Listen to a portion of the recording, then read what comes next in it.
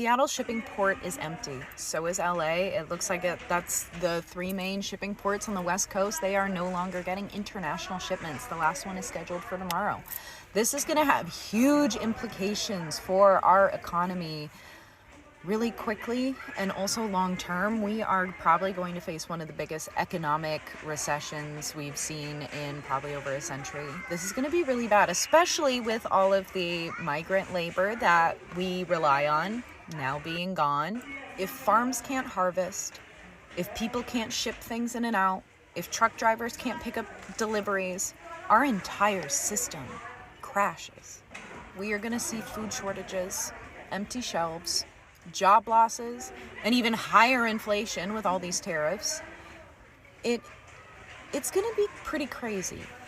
In like 3 to 6 months, we're really going to start feeling this really hard as the harvest isn't being harvested, as retail stores aren't having any inventory and go out of business. This is going to affect mostly middle class, lower class Americans. Rents are going to go up even more. Mortgages are going to go up. It's going to get harder to get loans. And we are going to see huge layoffs. It's time to start channeling your grandma who survived the Great Depression. Start your garden. Start learning canning. Buy a bidet. Switch from paper to cloth products. Shop locally. This is probably going to be a lot worse than what we saw during COVID.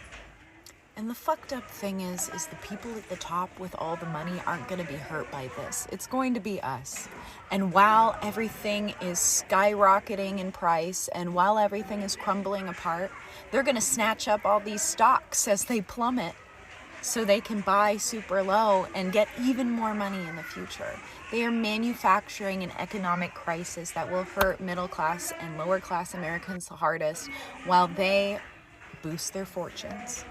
There is so much manufacturing of an economic crisis. This is all avoidable. But yet, a recession is coming fast and furious. Today, one of the main indicators surged. Inflation surged. That is what is going to happen every single week. Your prices are going up. If you are not preparing for a recession, you absolutely need to. A recession indicator is inflation, job loss, stale job growth, not adding jobs, and just your common sense. You go to the grocery store, you're buying gas, you're buying toilet paper. Procter & Gamble, I did a video yesterday, toilet paper and many other products, they're raising 25% of their product. Tariffs are a tax. That brings inflation. It inflates prices because they have to add on to it because now they're paying this tariff. You're paying a tariff of anywhere from 15 to 147% almost every single thing that you buy and consume. Also, insurance prices are going to go up because it's going to cost more to fix and replace your car. Please get ready for a recession. Okay, we got to talk about the Trump session that we're in. I'm going to try to tie a bunch of different economic issues together because one issue always impacts another when it comes to the economy. Right now, we're going to talk about the Trump administration slapping on a fee of $100,000 to a skilled worker who wants to come here on an H-1B visa to work as a doctor, as a scientist, as an engineer, as an IT tech, you name it. $100,000. Okay, I want you just to set that over here. You've got the Prime Minister, I think it is, of India saying this is going to be a humanitarian crisis because India alone fills 70% of those H-1B visas. And if you're not the kind of Christian nationalist who others other races and you see us all as one human race, that is a concern too. Now, we needed H-1B visas for a number of reasons. We needed these skilled workers from other countries because, in part, college was very expensive for most college students here in America. And most couldn't even afford to go to college, so we had to recruit these kind of skilled workers. Another reason we took them in was employers got by a lot cheaper because they could hire them as contractors and not have to pay them any benefits, health care, retirement, or anything like that, okay? All right, so now Trump is putting such an astronomical fee on it that we're not going to get nearly as many skilled workers, if any. I don't know who can afford that kind of money. Okay. You think this would be devastating for one reason, but I'm going to tell you what it really indicates. You had 60% of CEOs this past month respond to a survey that said because of Trump's horrible economic policies around tariffs and deportations, they are being impacted so badly that they will not be investing in anything new in the United States.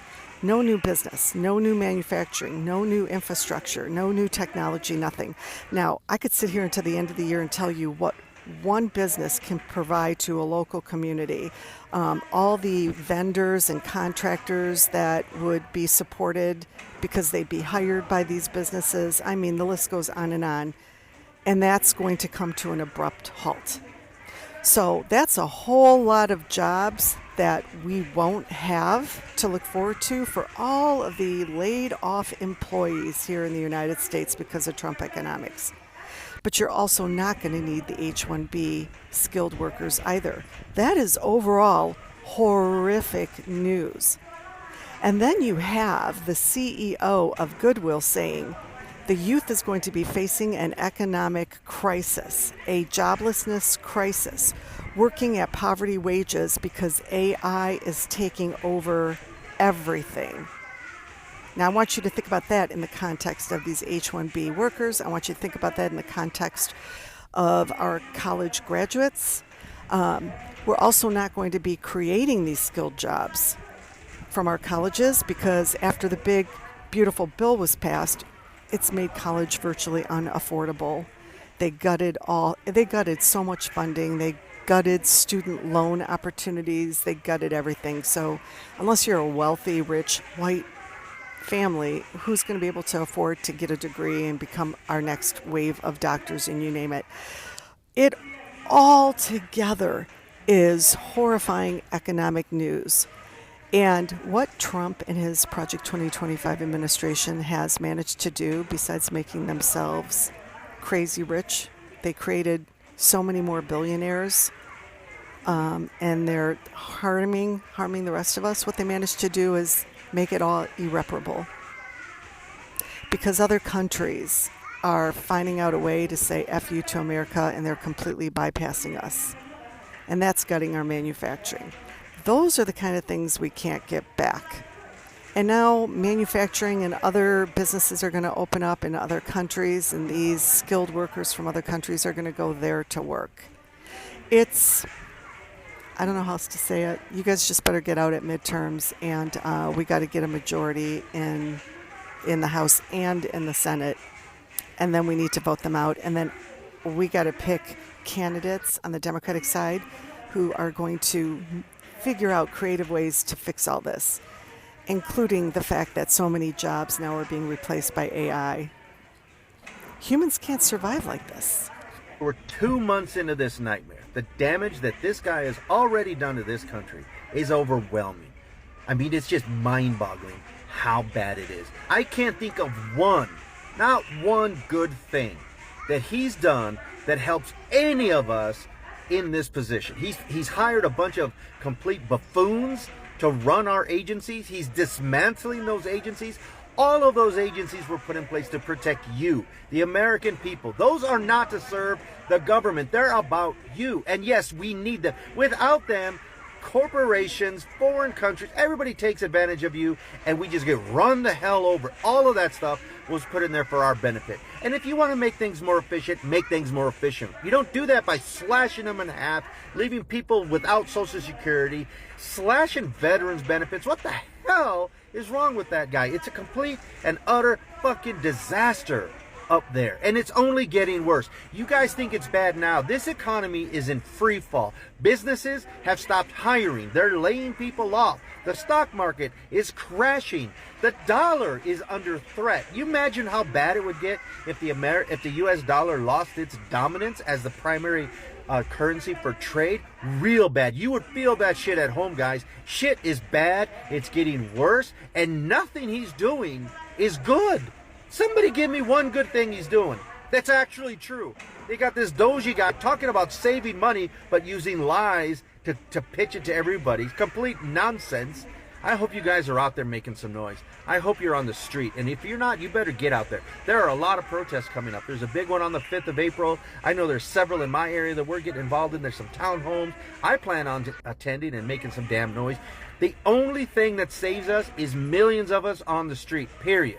We can't wait for the next election. I think you guys understand that. It's too far away. We can't expect the institutions that were put in place to protect us because they've already fucking failed. We can't expect the Democrats that are in charge right now to save the day because there's only a handful of them that have any damn balls to do anything. It's up to us. We have to be on the street making more noise than this administration and our congressional leaders can ignore.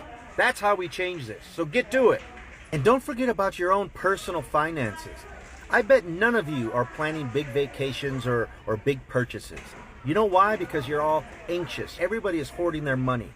When people don't spend, it's bad. 70% of our economy is driven by the consumer. We stop spending money, the economy suffers. I sure as hell am not going to go spend no damn money. I'm hoarding myself. Everybody's starting to say, I never thought that voting for Trump 3 times would result in me losing tens of thousands of dollars. A beekeeper out of North Carolina says, yeah, I proudly voted for Trump all 3 times. I flew flags for him and put signs for him in the yard.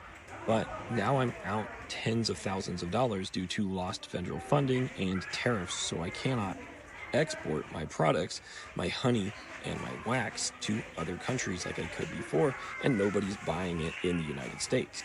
Hay producers in Idaho and Utah that export alfalfa hay to China are now seeing 135% tariffs put on their product, and all of a sudden, they don't have anywhere to ship it. They held it all winter in hopes of sending it off to China in the spring, and now China's not willing to buy.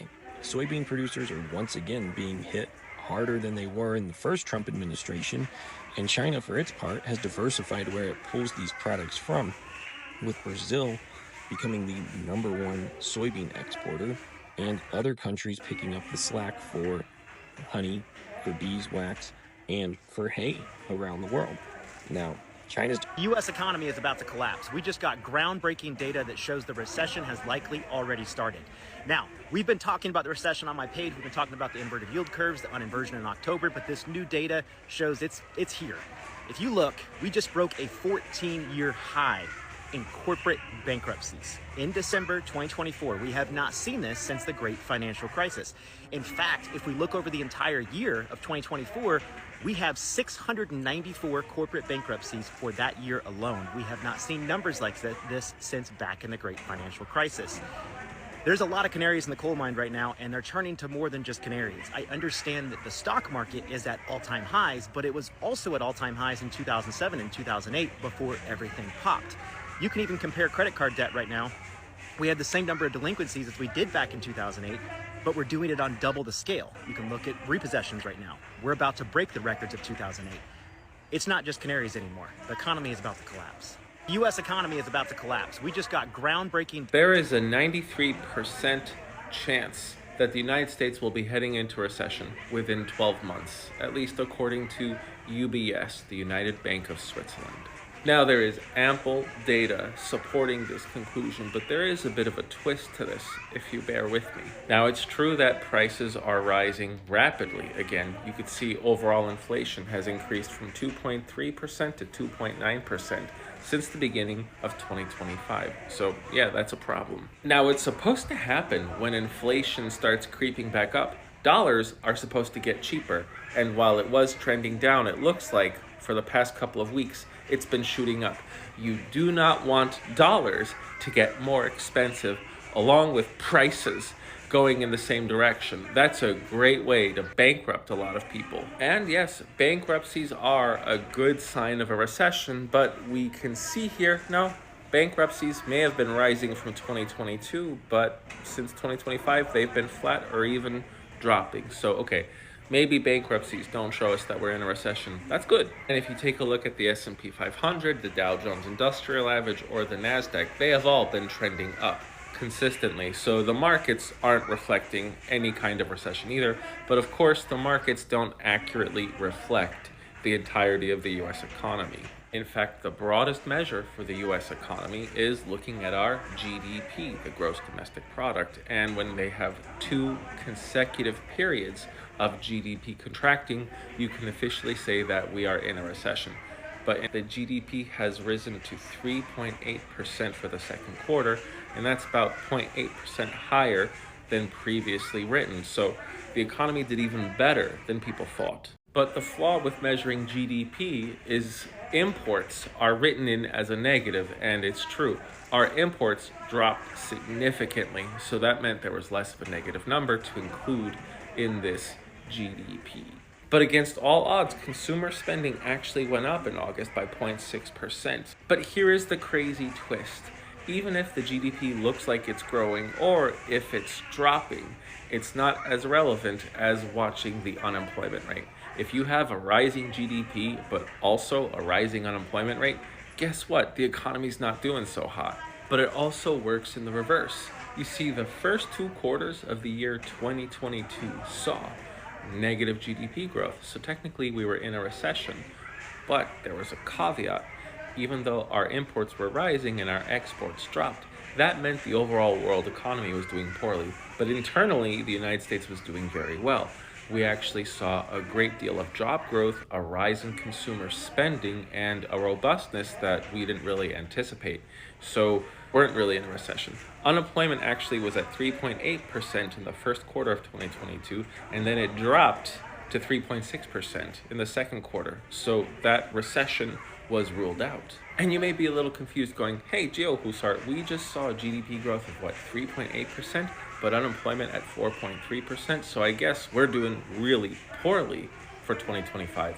But there is a revision, and here's the twist. That huge jump to unemployment, 4.3%, actually begun in March of 2024. And the only reason why we're finding out today, or at least a few weeks ago, is it takes a very long time to actually measure unemployment. So when the Bureau of Labor Statistics gives their first estimate for unemployment, it really is just that. It's an estimate. They take a bunch of samples and they're relying on previous trends. They're not factoring in changes in trends like what was happening in 2024. The trend towards unemployment was actually going up. And that's why in September 9th of this year, job growth was revised down by 911,000 jobs from March of 2024 to March of this year. Meaning that unemployment isn't this administration's fault. But if unemployment keeps increasing, yeah, it's absolutely this administration's fault. But if unemployment drops, this administration also gets the credit, whether you like it or not. So this whole 93% recession probability, I really am not giving it all that much credit, especially because it's from UBS. Switzerland has a bunch of its own banking problems, especially with the Credit Suisse collapse that happened a couple years ago, that is still impacting the overall Swiss economy. Switzerland lost most of its prestige of being that one great banking center. Now it's more likely that Singapore is that place. And I haven't heard any predictions of a recession from the Bank of Singapore, so let's not hold our breath just yet. I also want to make a correction to a post I made on September 6th, about 3 or 4 days before we got the jobs revision data, where I said the US economy wasn't looking very good because of the high unemployment figure. Well, that's corrected now because of the 911,000 job correction. It makes it look less likely that we are inevitably heading towards a recession.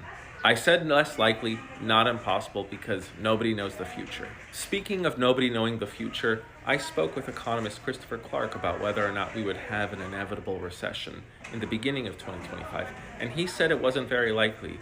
He suggested that maybe we would just have an economic slowdown and maybe a mild recession. And so far, he's 100% on the money. I am the Geo Husar. Let me know what makes you think whether or not we are in a recession.